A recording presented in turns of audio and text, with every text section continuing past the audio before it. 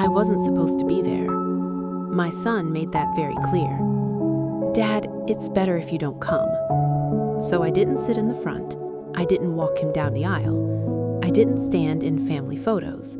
I sat alone, in the very last row.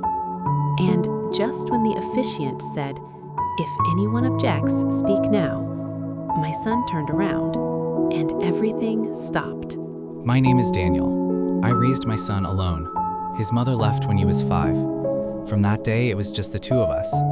I worked double shifts, missed sleep, skipped meals, but I never missed his school plays, never missed a birthday, never missed a chance to tell him I was proud.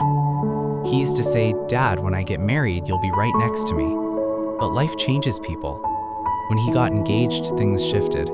Her family was wealthy, influential, polished. I was a mechanic with rough hands and oil-stained shirts. At first, he called less, then shorter conversations. Then one night, he came over. He couldn't look at me. "Dad, her parents think it would be better if you didn't attend." I laughed. I thought it was a joke. It wasn't. "They think you'll make the event uncomfortable." Uncomfortable.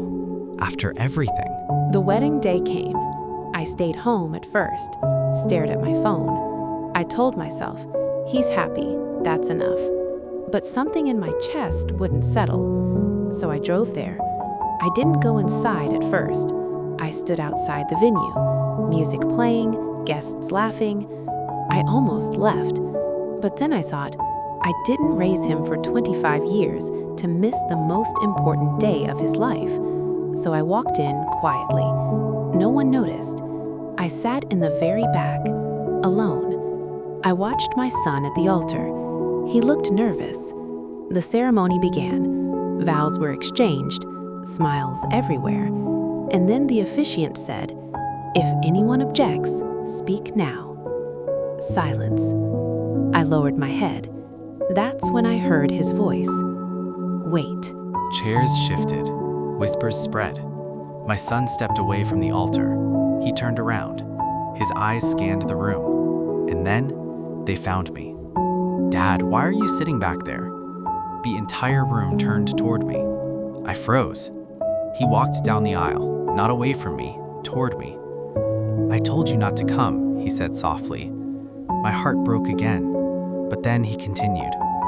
"I told you not to come because I didn't want you sitting in the back." The room went quiet. "You're my father. You raised me.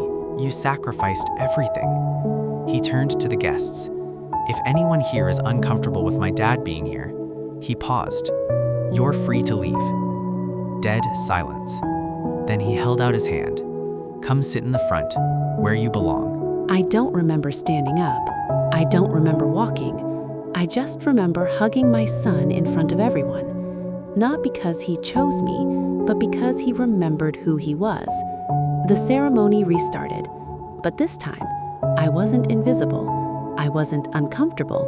I was his father. And when he said, "I do," he looked at me first. Sometimes the world will try to convince your children that status matters more than sacrifice. But if you raise them right, they will remember. Not your money, not your clothes, not your job, but your love. If this story touched you, if you believe parents deserve honor, subscribe to Kachi Stories, because here we tell emotional family dramas that feel real. New powerful stories every week, and the next one might feel like your own.